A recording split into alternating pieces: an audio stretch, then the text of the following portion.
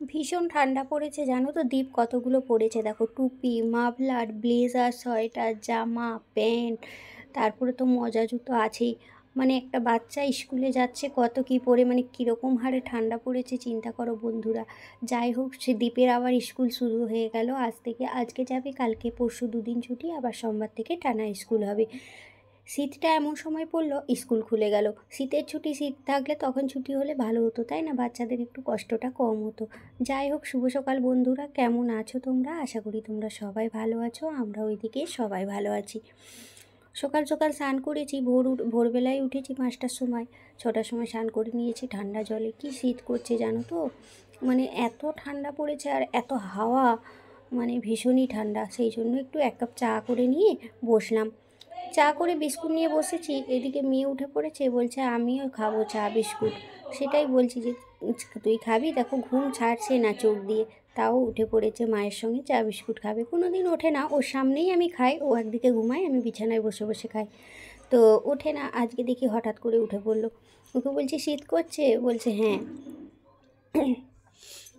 দিশা কি খাচ্ছিস? চা বিস্কুট। তোমার কি শীত করছে? এই জন্য কম্বল গায়ে দিয়েছ? গুড মর্নিং বলো বন্ধুদের, গুড মর্নিং। এইদিকে তাকাও, তাকিয়ে বলো গুড মর্নিং।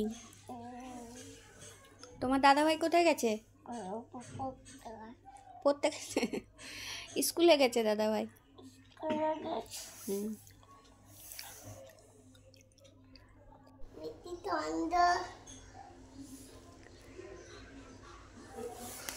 কি নিয়ে এসছে দেখি চলো। বিনস, আর এতে কি আছে? বেগুন, বেগুন। আর কালকের সবজি আছে লাউ, শিম, ফুলকপি, পেঁপে। কি রান্না করবো দিশা? এইটা আচ্ছা আচ্ছা আচ্ছা আচ্ছা, ঠিক আছে, ধন্যবাদ। চলো রান্নাটা, সবজিটা কাটি, পরে রান্না বসাবো। শেষমেশ কী রান্না করব ভাবছি, ভাবতে ভাবতে ভাবলাম বিনসটাই করে ফেলি। বিনস, আলু, অল্প একটু ফুলকপি দিয়েছি, দিয়ে একটা মাখা মাখা তরকারি করে নেব। আর এদিকে ভাত বসিয়ে দিয়েছি, আর এদিকে এই যে মাছগুলো নিয়ে এসেছে, আর মাছের একটু ঝোল করবো, ব্যাস আজকে এই মেনু। চলো দিশা কি বলে। উপরে যাবে? কি করবে উপরে গিয়ে? কিছু খাবে না? তবু তো খেয়ে আসো তুমি। আচ্ছা যাও।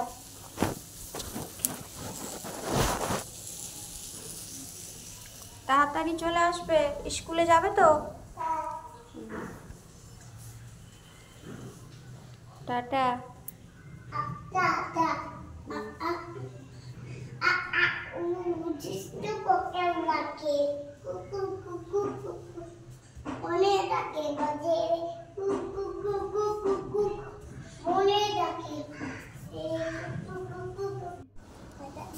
দিশা কি নিয়ে এসছিস রে?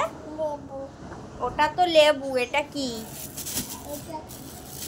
এটা কি? এটা তুলে দেখছি। আপেল নয়, এটা কুল বলে। খাবো খাবো হুম, খাবো খাবো খাও।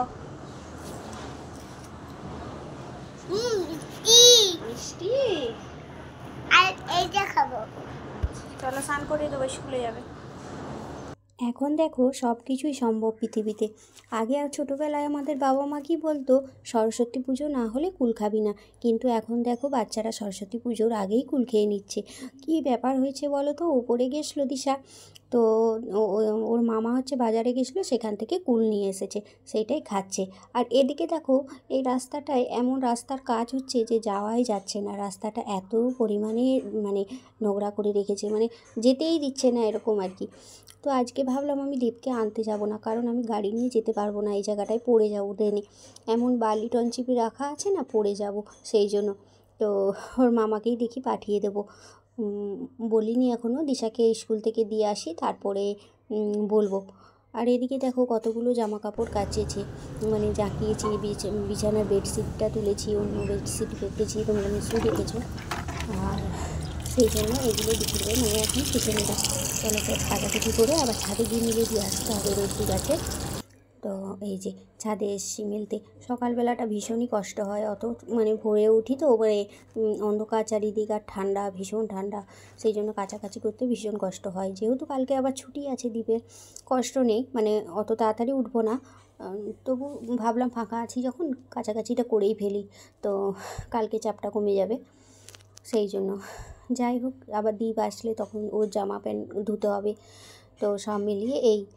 তো এইদিকে দেখো দীপও চলে এসেছে, ওর মামাকেই বলতে ওর মামা এনে দিল। তো আমি বললাম পারবো না ওই জায়গাটায় যেতে, তো এবার রিক্সায় করে গেলে 80 টাকা নিয়ে নেবে, তো ওর মামা বাড়িতেই ছিল, সেই জন্যই বললাম যে এনে দিন একটু, তো উনি এনে দিয়েছেন। আর এদিকে দেখো মেয়েটাও বাড়ি চলে এসছে, কেন বলো তো, ওনার স্কুলে গেলে যা সমস্যা হয়, বাড়িতে থাকতে পটি করে না, স্কুলে গেলেই ওর পটি আরম্ভ হয়ে যায়, পটি পেয়ে যায়। এটা মিথ্যে কথা নয়, এটা সত্যি কথাই বলে, ও পটি পেলেই আসে। ওকে কতবার বলি বাড়িতে পটি করে তবে স্কুলে যাবি, তা না, ওই স্কুলেই পটি পেয়ে যায়। তো ওইখান থেকে তো 12টার সময় পাশের বাড়ি বৌদি দিয়ে গেল, উনি গেছিলো তো দিয়ে গেল, বললো পটি করবে। এত বদমাস মেয়ে জানো তো, এই স্কুলে তো যেমন তেমন, বড় স্কুলে গেলে কি করবে বলো তো। চলো কি রান্না হয়েছে তোমাদের সঙ্গে একটু শেয়ার করে নিই। এদিকে দেখো এটা পালং শাকের তরকারি, উপর থেকে কাকিমা পাঠিয়েছে, আর এটা হচ্ছে মাছ ভাজা 1 পিস রেখে দিয়েছি, আর এটা হচ্ছে ওই বিনস আলু দিয়ে তরকারি মাখা মাখা, আর একটু লাউয়ের ঝোল করে দিয়েছি ওদের জন্য, আমার ভালো লাগে না, আমি তো খাই না, ওরা খাবে 3 জনে। লাউ আলু মাছ দিয়ে ঝোল করেছি। এইদিকে দেখো এই ডগিটাকে দেখো কি কিউট না একদম, এই পাশের ঘরটায় থাকে, তো ওকে নিয়ে একটু খেলতে বেরিয়েছে। আর দীপ দিশা দেখো জানালার মধ্যে খেলা করছে, ওদের দিকে বলছে কয়েদি তোরা জানালার মধ্যে আছিস, কয়েদি, এই নিয়ে ওদের সঙ্গে মজা করছে ওই মানে দাদাটা। তো যাই হোক, চলো, আমার এই ছোট্ট ভিডিওটা যদি তোমাদের ভালো লাগে তোমরা অবশ্যই like comment share and subscribe করে দিও, যারা ফেসবুক থেকে দেখছো তারা একটা করে ফলো করে দিও।